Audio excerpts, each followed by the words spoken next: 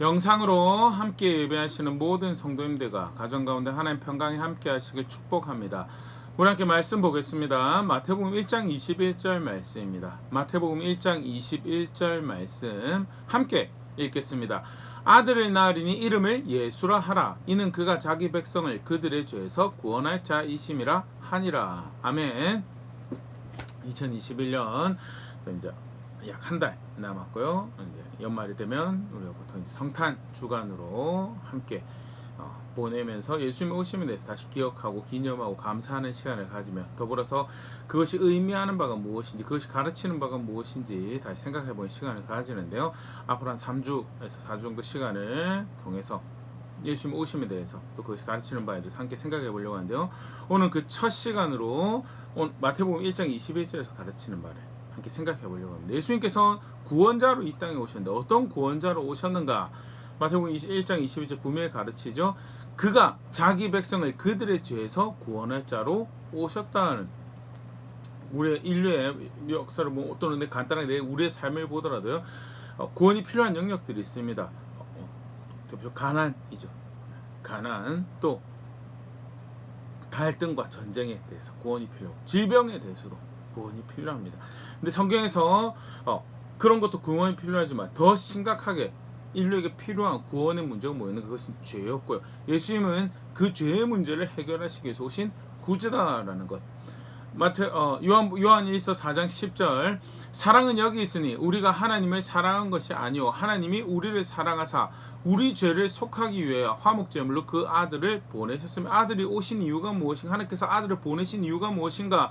우리의 죄를 속하기 위하여 아들을 보내셨다라는 것. 그걸 통해서 하나님이 자기 백성을 사랑하고 계신 것을, 돌보시고 계신 것을, 아끼시는 것을 나타내셨다라고 분명히 확인을 하고 있죠. 히브리서 9장 26절, 그리하면 그가 세상을 창조한 때부터 자주 고난을 받아야 할 것이로되 이제 자기를 단번에 제물로 드려 죄를 없이 하시려고 세상 끝에 나타나셨느니라. 그가 세상 끝에 나타나신 이유는 뭔가? 단번에 자기 자신을 들여서 죄를 없이 하셔, 죄의 문제를 해결하시기 위하여 세상 끝에 나타나셨다라고 성경 분명히 그렇게 가르치고 있죠. 로마서 8장 3절 4절, 율법이 육신으로 말미암아 연약하여 할 수 없는 그것을 하나님은 하시나니 곧 죄로 말미암아 자기 아들을 죄 있는 육신의 모양으로 보내어 육신의 죄를 정하사 육신을 따르지 않고 그 영을 따라 행하는 우리에게 율법의 요구가 이루어지게 하려 하심이니라. 율법의 요구를 따라서 의롭고 의롭지 않고에 대해서 합당하고 합당하지 않고에 대해서 판단하시는데, 육신으로는 그걸 할 수가 없어요. 육신은 도무지 우리가 하는 법 앞에서, 하는 기준 앞에서 의롭다 여긴 받을 수 없는데, 그 문제를 해결하기 위해서 하나님께서 하나님의 아들을 사람의 모양으로, 죄 있는 육신의 모양으로 보내셔서 궁극적으로 해결하신 것이 뭐냐?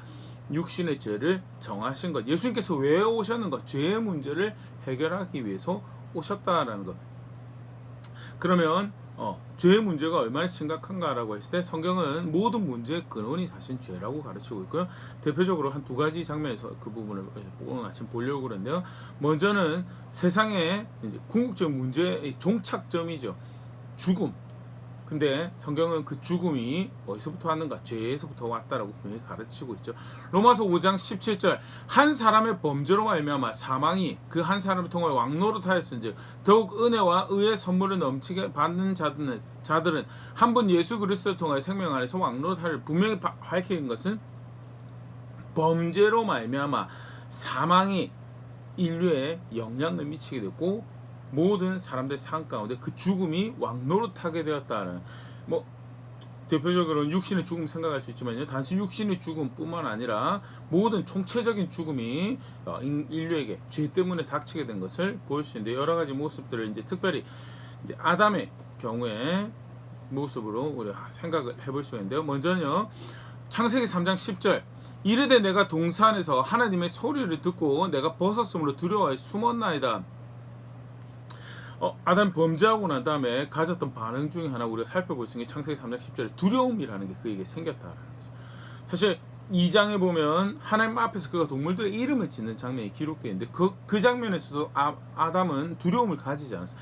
하나님 앞에서 하나님께서 만드신 창조물을 그가 자기가 생각하는 바, 자기가 기뻐하는 바 그 의미의 이름을 그 동물에게 부여하는데 자기가 만들어낸 게 아니라 그럼에도 불구하고 만드신 그분 앞에서 그 이름 붙이는 거에 대해 두려움을 가졌다는 그런 기록이 남아있잖아요. 두려움은 언제 발생하게 되었는가? 죄를 짓고 난 다음에 그 앞에는 두려움이 있어야 될 자리에 하나님의 사랑으로 하나님 통치하신 질서로 가득하여서 그 마음의 기쁨으로 그 마음의 확신으로 가득하였는데 근데 그 이후에는 죄로 말미암아 두려움이 생겼다. 대표적인 정서적으로 문제가 생긴 모습을 볼 수 있고요. 정서적인 죽음이 왜 인류에게 발생하는가, 왜 우리에게 발생하는가, 특별히 요즘 이제 사회가 더 고도로 발달할수록 사람들에게 정서적 문제가 더 많이 발생하는 것들을 우리가 여러 가지 사회적 리포트로 이렇게 접하게 되는데 왜 그것이 발생하는 여러 가지 요인들 이야기를 근데 궁극적으로 그것이 어디서부터 출발한 거 죄에서부터 출발하였다라고 가르치고 있다는 거. 두 번째 또 다른 죽음의 모습을 보일 수 있는 게 창세기 3장 12절 아담이 이르되 하나님이 주셔서 나와 함께 있게 하신 여자 그가 그 나무의 열매를 내게 주므로 내가 먹었나이다. 자, 아담이 죄를 지어서 근데 그 핑계를 그 탓을 누구의 탓을 돌리고 있는가? 사실 여자의 탓으로 돌리고 궁극적으로는 하나님 탓을 돌리는 장면을 보일 수 있는데 관계가 망가진 거죠. 사실 그 앞전에 아담이 자신의 아내를 보고 뭐라고 그랬냐면 내 살 중에 살, 뼈 중에 뼈라고 해. 내가 가지고 있는 것이 가장 소중하고 아름다운 것이다 라고 고백을 했던 것이 반려자인 아내에 대한 아담의 자세였고 실제로 아담이 그렇게 흡족하고 기쁨이 되는 대상이 그런데 죄를 짓고 나니까 그 아내가 뭐가 되어버리냐 원망의 대상, 불평의 대상이 되어버리고 그 아내를 자신에게 허락하신 하나님이 불평과 원망의 대상이 되어버린 관계적인 죽음이 닥쳐왔다. 얼마나 서로 아끼고 사랑하는 관계였는데 미워하게 되고 뭔가 만족스럽지 기쁨이 없어 그 사이에 기쁨이 없어 왜 그렇게 되는가? 사실은 뭐 우리가 가장 쉽게 표면적으로 접근하는 것은 그 상대방의 문제에 대해서 뭔가를 이야기를 하려고 성경은 그렇게 이야기하고 있잖아요. 물론 그런 부분도 있겠죠. 그런데 궁극적으로 그 뿌리가 뭐냐?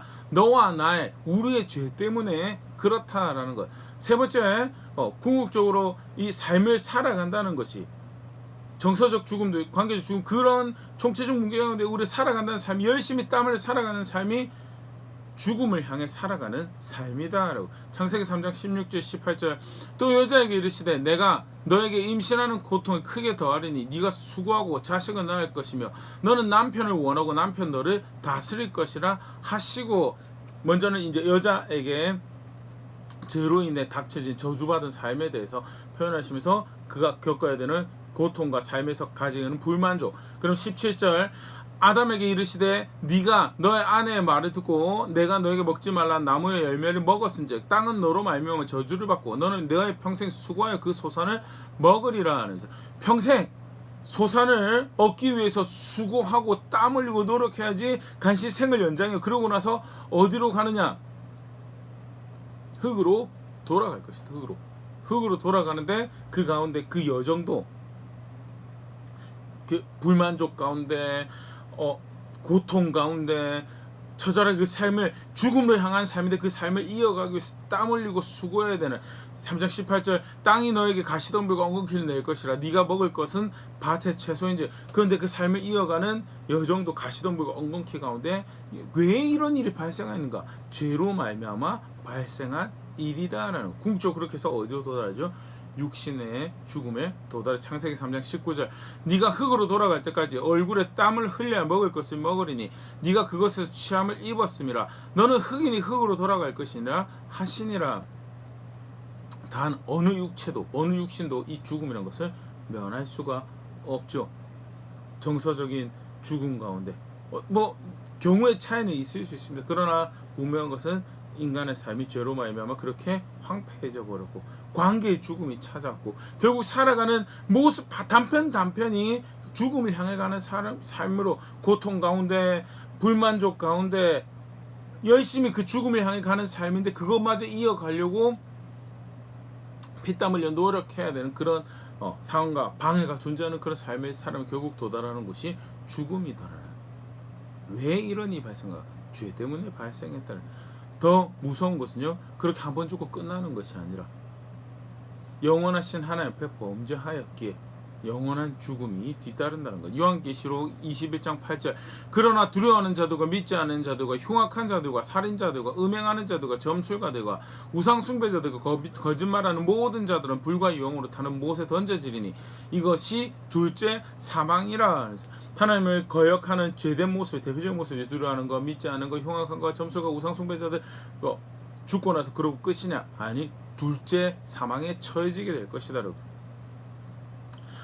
영원하신 하나님 앞에 범죄하였습니다. 영원하신 하나님 앞에 범죄해서 단순히 육신의 죽음으로 끝나는 것이 아니라 그 이후에 이어지는 영원한 죽음으로 결과를 만들어 종착되어지는 것이 사람의 모습이고, 궁극적으로 뭐 때문에 일이 발생해요? 죄 때문에 발생하였다. 성경에서 분명히 소개하고 있는 이 문제다라는 거예요. 큰 문제다라는 거예요. 환경 탓하고 사건 탓하고 또는 뭐 실수를 방심했던 것을 탓하고, 궁극적으로 그 문제 그 가장 근원은 뭐냐? 죄다라는 죄. 분명히 성경이 소개하고 있고요. 더불어서 좀 다른 측면에서 죄가 또 심각한 문제가 되는 것이요. 결국 사람이 인생을 살아가는데 죄의 종으로, 이 죄로 인해서 죄의 종으로 살아가고 죽음의 종으로 살아가고 사단의 종으로 살아가고. 요한복음 8장 34절. 예수께서 대답하시되 진실로 진실로 너에게 이르노니 죄를 범하는 자마다 죄의 종을. 죄를 범하는 것이 사실은 내가 존 파이퍼 목사님도 그렇게 해요. 죄를 이렇게 억지로 짓는 사람이 없다고. 죄는 그것이 마음의 만족이 돼, 그것이 그 상황의 기쁨이 되기 때문에 그걸 선택을 하되. 거짓말 왜 하느냐? 그게 당장 나에게 구원이 될 것 같거든. 그게 당장 내가 닥쳐있는 문제를 해결해 줄 것 같거든. 그래서 거짓말하고 빼앗고 훔치고 상대방 권리를 인정하지 않고 그걸 착취해서 다른 사람이 인정받고 사랑받을 권리에 대해서 착취해서 그것을 내 기쁨이 되고 내 만족이 되기 때문에 그걸 선택해 살아가는데, 궁극적으로 그렇게 살아가는 모습이 결국 뭐냐? 죄의 종으로 살아가게 되네. 계속 그걸 탐닉하고 그걸 기뻐하고 그걸 향하는 삶을 살아가는 거야. 처절하게 자기를 위해서, 자기 기쁨, 자기 만족을 위해서 살아가는데, 안타깝게도 반복적으로 그 걸음에서 확인하는 것은 죄의 종이다. 단순히 죄의 종이뿐만 아니라 요한복음 8장 44절. 너희는 너희 아비 마귀에게서 났으니 너희 아비의 욕심을 너희도 행하고자 하느니라. 그는 처음부터 살인한 자가 진리가 그 속에 없으므로 진리에 서지 못하고 거짓을 말할 때마다 저것으로 말하니 이는 그가 거짓말쟁이 거짓의 아비가 되었음이라. 거짓을 말하면 거짓의 아비인 사단의 자식으로 살아가는 것. 사단의 종된 자리에 있는 것. 사단의 종속된 자리에 사실 근데 누가 사단에 종속되려고 거짓말은 못하면, 아까 좀 전에 얘기했죠. 거짓말은 그게 그 상황에 그게 내 구원이 될 거라고 생각. 그 상황에 그게 문제 해결이 될 거라고 해서 거짓을 선택을 하죠. 근데 궁극적으로 그게 뭐냐? 사단의 종된 자리에 살아가는. 그렇게 죄 짓고요. 죄 짓는 자리는 죄의 종으로 살아가고 사단의 종으로 죽음의 그림자가 드리워진 삶을 살아가는 것도 끔찍한데, 나를 위해서 살아간다라고 생각하는 내 삶이 궁극적으로는 죄의 종으로, 사단의 종으로 살아가는 그런 자리에 있다. 에베소서 2장 2절 3절. 그때 너희는 그 가운데 생활 이 세상 풍조를 따르고 공중의 것을 잡을 자를 따랐으니 곧 지금 불순종의 아들들 가운데 역사하는 영이라. 전에는 우리도 다 그 가운데 생하여 우리 육체 욕심을 따라 지내며 육체와 마음이 원하는 것을 하여 다른 이들과 같이 본질상 진노의 자녀였더니. 세상 풍조 따르고 육체 욕심 따르는 줄 알았는데 결국 궁극에 어느 자리냐? 불순종의 아들 가운데 역사하는 영을 따르는 자리고, 그렇게 해서 하나님의 진노를 사고 저주받은 자리, 죽음을 향해 살아가더라는. 아무도 누군가를 따른다고 생각하지만 그 자리가 죄의 종으로 살아가는, 사단의 종으로 살아가는 자리고, 그런 비참함의 문제를 이야기한 게 뭐냐? 그게 죄다라는. 성경 죄를 그렇게 가르치고 소개하고. 그래서 인간이 얼마나 총체적인 문제의 자리에 있었는가. 그런데 스스로 허덕이면서 괴롭게 하면서 망가진 관계 가운데 막 정서적 황폐해져 가운데 그 죽음 들은 그것을 벗어나지 못하고 종된 자리에 살아가더라는. 그러면 조금 더 이 죄에 대해 생각, 무엇이 성경에서 말하는 죄인가에 대해서. 뭐 사실 우리가 앞전에도 많이 살펴봤지만 다시 복습한다는 생각으로 이게 죄지라는 것에 대해서 다시 성경 가르침을 확인해 보면요.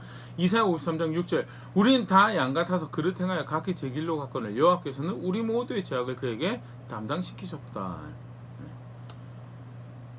자기 길로 가는 거예요. 자기 길로 가는 거예요. 아니 내가 원하는 대로 살아가는 게 뭐가 그렇게 문제라고 그래. 내가 원하는 대로 살아가는 게 뭐가 그렇게 문제냐는 문제죠. 왜? 내가 시작한 내 삶이 아니야. 내가 만들어낸 내 세상에 살아가는 것이 아니야. 누가 만들어냈어요? 하나님께서 만들어내시고 나라는 존재가 생명을 가지고 살아갈 수 있는 것은 그의 질서가 나를 보존하고 그 가운데 여전히 나를 지키시는 보존하시는 하나님의 그 은혜가 있기 때문에 사실 내가 그렇게 살아갈 수 있는 거죠. 그렇다면 내가 존중해야 될 권위가 있고 질서가 있는 거예요. 나로부터 시작된 내가 만들어낸 내 인생이 내 삶이 아니다라는 거예요. 내가 만들어낸 업적으로 내가 유지되는 삶을 살아가면 절대 아니다는 뭐 사실 몇 가지 사업을 성공해보고 몇 가지 삶의 성취들이 있을 수 있어요. 그런데 그거 가지고 살아가고 있어요? 아니요. 내가 절대 만들어낼 수 있는 공기 가운데 질서를 자연계 가운데 질서 가운데 내 생명 유지가 되어지고 있고 그것이 만들어지는 내가 절대 이해할 수 없는 어떤 사건의 연속들 가운데 나라는 존재가 때때로는 실패도 하지만 때때로는 성공의 열매를 가지고 생명을 이어가고 있어요. 알지 못하는 은혜 가운데 살아가고 있으면 그 권위를 그 주권자를 두려워하고 인정하고 살아가야 되는데 거기서 자기 길 찾는 거야. 문제가 왜 안 돼? 문제가 되죠. 문제가 되는 거야. 그래서 이사야 선지자가 분명히 정해 각기 제 길로 가는 것이 죄된 모습이라고. 각기 제 길로. 이러한 구체적인 모습을 우리 좀 전에 지금 아담의 모습에 대해서 여러 가지 죽음의 모습도 살펴봤었는데요. 아담 범죄에 하나님께서 아담을 네가 이게 범죄한 거다라고 이야기하는 그 모습에도 분명 확인할 수 있는데 창세기 3장 17절 아담에게 이르시되 네가 너의 아내의 말을 듣고 내가 너에게 먹지 말라 한 나무 열매를 먹었은즉 땅은 너로 말미암아 저주를 받고 너는 너의 평생에 수고하여 그 소산을 먹으리라 하는데 하나님께서 먹지 말라고 한 나무의 열매를 먹었어요. 먹은 행동도 사실은 문제죠. 이게 사실 이제 궁극적인 사건이 죄라는 사건. 그런데 그 앞서서 그 전달기가 되는 행동이 있어요. 그게 뭐냐? 아내의 말을 들어봐요. 아내의 말을 듣는 게 문제가 아니고요. 분명히 아내의 말보다 우선해서 들어야 될 말이 있어요. 누구 말이냐면 하나님 말씀이죠. 그가 그에게 위임하신 명령이 있고 그가 그에게 요구하신 삶의 형태가 있어요. 근데 다른 것에 귀를 기울여요. 다른 것에 귀를 기울이고 결국 다른 말을 따라가요. 그 자기 길을 따라 존중해야 될 하나님의 권위가 존중해야 될 하나님의 명령이 있는데 그 가운데 존중해야 될 생명의 질서도 있는데 그걸 하나 존중하지 않고 자기 마음대로 자기가 듣고 싶은 것 선택을 들으면서 살아가는 게 그게 뭐냐? 그게 성경에서 말하는 죄죠. 그것을 바울은 로마서 1장 32절에 그들이 이 같은 일을 행하는 자는 사형에 해당한다고 하나님께서 정하심을 알고도 자기들만 행할 뿐만 아니라 또한 그런 일을 행하는 자들을 옳다 하느니라. 하나님이 분명히 규정하셔서 그거는 무법한 거다. 그거는 악이다. 죄다라고. 질서 따라 살아가는 것이 아니다라고. 그래서 그 결과 죄의 죽음에 처해지게 될 것이다라고 하나님께서 정하셨음에 대해서 알면서도 어떻게 한다고요? 죽을 게 아니래요. 그게 사실 아담이 보여준 거죠. 반드시 죽는다고 했는데 먹음직하고 보암직하고 지혜롭게 한 것을 여기죠. 우리 죄 왜 있죠? 그렇게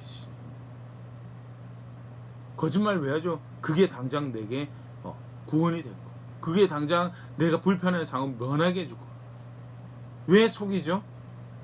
왜 빼앗죠?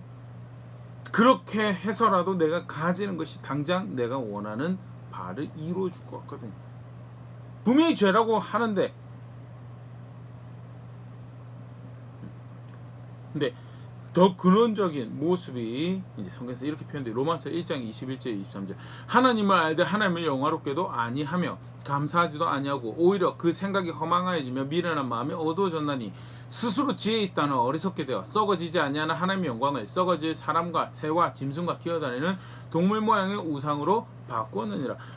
그 실제적인 모습은 하나님 말씀을 이제 기준으로 받아들이지 않는 거죠. 말씀을 따라 살지 않는 것이 사실은 죄인데, 그것이 의미하는 바가 뭐냐? 감사해야 돼, 하나님께 감사하지 않는 거고, 영광을 돌려야 돼, 존중해야 돼, 하나님을 존중하지 않는 거죠. 그래서 그의 말씀을 안 듣는 거예요. 그의 말씀 따라 살아, 그것을 삶에서 별로 중요하게 여기지 않고 살아가는 거, 결국 그것이 무엇을 의미하는가? 하나님한테 감사하지 않고 하나님을 영화롭게 존중하지 않는다라는. 그리고 정작 그에게 돌려야 될 영광을, 그에게 돌려야 될 감사를 자기 자신에게 돌리고, 또는 다른 대상들에게 돌리고, 그러면서 궁극적으로 그 주인의 마땅히 돌려줘야 될 찬사와 감사를 배제해버리는, 그게 죄다라는 죄. 그리고 그 결과가 이러한 죽음이, 저주가 종된 자리에 살아가는 것을 야기했다는 거예요. 성경이 가르치는 거예요. 시작에 또 잠깐 얘기했던 그 관한도 사실은 안타까운 모습, 끔찍한 사실 모습이지. 또 질병, 아픔, 굉장히 아픈 모습이, 삶의 우리의 유약한 육신을 가지고 살아가는 우리의 모습, 굉장히 아픈 단면이죠. 버젓이 존재하고 있는 문제고요. 답을 찾기에 사실은 지난 한 2년 정도 시간을 우리는 이 질병의 문제의 심각함을 뼈저리 느끼고 우리의 연약함을 다시 분명히 확인하는 그런 시간이었는데요. 답이 필요한 문제죠. 그뿐만 아니죠. 질병, 가난과 질병 외에도 관계 가운데, 한 집에 살아가고 있는 관계 가운데, 또 이웃과의 관계 가운데, 친한 친구 사이, 여러 가지 관계들 가운데 문제들이 발생하고, 더 심각하게는 나라와 나라 사이에, 우리나라를 주변으로 거대한 나라들의, 훨씬 더 큰 영향력을 가지고 있는 나라들의 갈등 가운데 무엇이 정말 나라를 위한 것이고 무엇이 지혜로운 것인지 계속 고민하고 갈등하는 시기를 요즘 보내고 있죠. 전쟁, 갈등, 답이 필요한 문제죠. 그런데 그러한 문제보다도 더 중한, 더 심각한, 더 끔찍한, 사실은 그 모든 문제들이 이야기한 더 근원적인 문제가 있어. 그게 뭐냐? 그게 죄다라는 죄.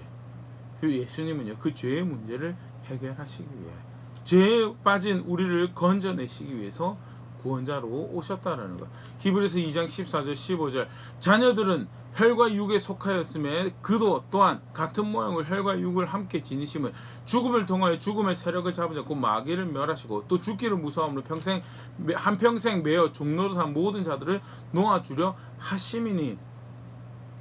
죄로 인해서 죄의 종으로, 사단의 종으로, 죽음의 종으로 살아가는 자리에서 우리를 놓아주시기 위해서 우리와 같이 혈과 육을 지니신 육신으로 이 땅에 오셔서 우리의 구원자가 되셨다라는 것, 성경 분명히 확인하고, 예수님은 그 구원을 베풀기 위해서 오신 구원자며, 그가 오심에 대해서 기념하고 기억하는 이 시기에 우리 첫 번째로 기억해야 될 문제는요, 문제의 근원은 죄였다라는 죄.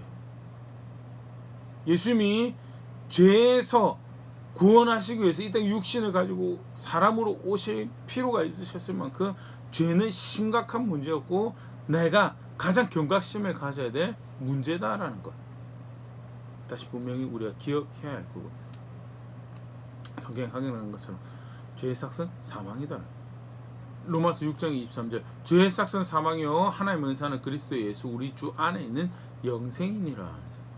죄의 삭은 사망이었고 그로 인해서 드려진 종된 자리에 살아가고 그 죽음의 저주의 그림자가 드려진 자리에 살아가는데, 그것을 그것을 구원하시기 위해서 예수 그리스도 오셨고, 우리는 그를, 예수님을 주라고 고백하고 믿고 그의 오심이 우리에게 복음의 기쁜 소식이었다라고 다시 기념하고 기억하고 감사하는 시간을 가지는 건데, 그렇다면 오늘 말씀 앞에서 우리가 분명히 다시 확인해야 될 것인데, 그건 뭐냐면요, 죄가 그런 문제적인 모습이다. 죄를 이렇게 심각하게 이해하지 않는다면, 예수님은 하나님은 그것이 사망을 이야기하는, 죽음을 이야기하는, 저주받은 삶을 살아가는 것을 이야기하는 궁극적 문제라고 그렇게 정의하시고 가르치시고 그 문제를 해결하시기 위해서 하나밖에 없는 아들을 보내주셨다고 하는데, 정작 그 예수님을 믿는다고 하면서, 그 죄에서부터 구원하신 구원자를 내가 믿는다고 하면서 여전히 죄가 죽음의 근원이 아니에요. 내 문제의 근원이 아니에요. 내가 경각심을 가장 가져야 될 심각한 문제가 아닌 거예요. 그래서 어떻게 하죠? 버젓이 내 삶을 살아갈 때 쉽게 하나님께서 죄라고 하신 삶의 모습을 취해요. 거짓에 동의하고 또 쉽게 하는 것이 도둑질하는 거죠. 상대방의 권리에 대해서 존중하지 않는, 그가 보호받을 권리가 있고 그가 사랑받을 권리가 있고 그 인정받아야 될 권리가 있고 자신의 시간에 대해서 그가 권리고 자신의 재산에 대해서 그가 권리를 가지고 있는 것에 대해서 존중하지 않는 그런 모습들, 그 외에도 많죠. 기본적으로 십계명 살펴보면요, 부모를 공경하는 것, 살인하는 것, 간음하는 것, 도둑질하는 것, 거짓 증거하는 것, 탐심 품고 살아가는 것, 그게 왜 문제인데? 라고 이야기를 하고 있다면요, 사실은 예수님 오심을 기념한다라고 했을 때 어떤 예수님을 기념하고 있는 건지, 어떤 구원을 기념하고 있는 건지 다시 진지하게 말씀 앞에 고민해봐야 되지 않을까 생각되어지고요. 다시 한번 말씀 앞에 생각해 볼 수 있으면 좋을 것 같습니다. 그는 그 문제를 해결하시기 위해서 오셨다는, 그런데 그것이 내게 그만큼 심각한 문제인가라는 거예요. 정작 예수님이 오시면 기뻐한다라고 하는데 죄가 하나님께서 죄라고 하신 것이 내 삶에서 문제가 아닌 거예요. 탐심 품고 여전히 이 땅에서 무엇이 나를 즐겁게 할 것인가, 그거 고민하고 그걸 어떻게 내가 얻어낼까, 그거에 노력하면서 정작 감사와 찬사를 받아야 될 하나님은 그의 명령을 존중하는 것으로 존중받아야 될 주인은 뒷전으로 던져진 그런 모습이 있다면요, 분명히 돌이켜야 될 모습이 아닐까 생각되시는데요, 말씀 앞에서 다시 고민해 볼 수 있으면 좋을 것 같고요. 주의 오심을 기뻐하고 주의 오심에 대해서 감사한다. 나는 나의 구원자를 알고 있고 그 알 수 있도록 내게 은혜를 베푸신 하나님께 감사합니다라고 고백을 만든다면요, 분명히 건지해야 될 삶의 모습이 있다는 거 분명히 할 수 있으면 좋을 것 같고요. 멀리 해야 될 것, 미워해야 될 것, 거절해도 분명히 죽음으로 인지하고 삶에서 거절해내야 될 것이 있다라는 것 분명히 하는 그런 걸음걸이를 만들어가는 우리가 될 수 있으면 좋을 것 같습니다.